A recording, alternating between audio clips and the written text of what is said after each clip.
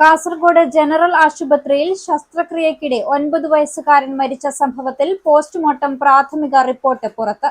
ബേഡകം സ്വദേശിയായ മുഹമ്മദ് ഇയാസ് മരണപ്പെട്ടത് ശസ്ത്രക്രിയയ്ക്കിടെയുണ്ടായ ഹൃദയാഘാതം മൂലമാണെന്നാണ് പ്രാഥമിക നിഗമനം.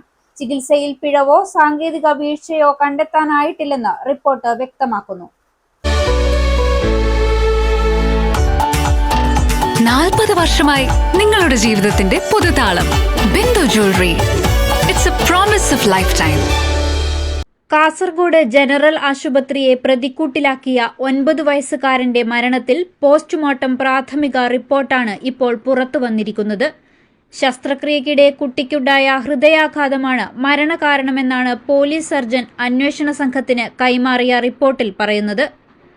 അതേസമയം ഡോക്ടർമാരുടെ ഭാഗത്തുനിന്ന് ശസ്ത്രക്രിയയിൽ എന്തെങ്കിലും തരത്തിലുള്ള പിഴവോ സാങ്കേതിക വീഴ്ചയോ ഉണ്ടായതായി പ്രാഥമിക റിപ്പോർട്ടിൽ കണ്ടെത്തിയിട്ടില്ല.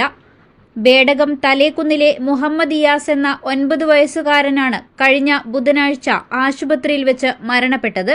ഡോക്ടറുടെ അനാസ്ഥയും ശസ്ത്രക്രിയയിലെ പിഴവുമാണ് മരണകാരണമെന്നാരോപിച്ച് കുട്ടിയുടെ രക്ഷിതാക്കൾ പോലീസിൽ പരാതി നൽകിയിരുന്നു. ഇതിനെ തുടർന്നാണ് മൃതദേഹം പരിയാരത്തെ കണ്ണൂർ ഗവൺമെന്റ് മെഡിക്കൽ കോളേജിൽ വെച്ച് പോസ്റ്റ്മോർട്ടം നടത്തിയത്. ഉദരസംബന്ധമായ അസുഖത്തെ തുടർന്ന് ചികിത്സയിലായിരുന്ന കുട്ടിയെ ബുധനാഴ്ച രാവിലെയാണ് ശസ്ത്രക്രിയയ്ക്ക് വിധേയമാക്കിയത്. അരയ്ക്ക് താഴെ അനസ്തേഷ്യ നൽകി ശസ്ത്രക്രിയ ആരംഭിച്ചെങ്കിലും പെട്ടെന്ന് ആരോഗ്യനില വഷളാവുകയായിരുന്നു. എന്നാൽ കുട്ടി മരിച്ച ശേഷമാണ് ആശുപത്രി അധികൃതർ വിവരം തങ്ങളെ അറിയിച്ചതെന്ന ഗുരുതരമായ ആരോപണമാണ് പിതാവ് ഉന്നയിക്കുന്നത്.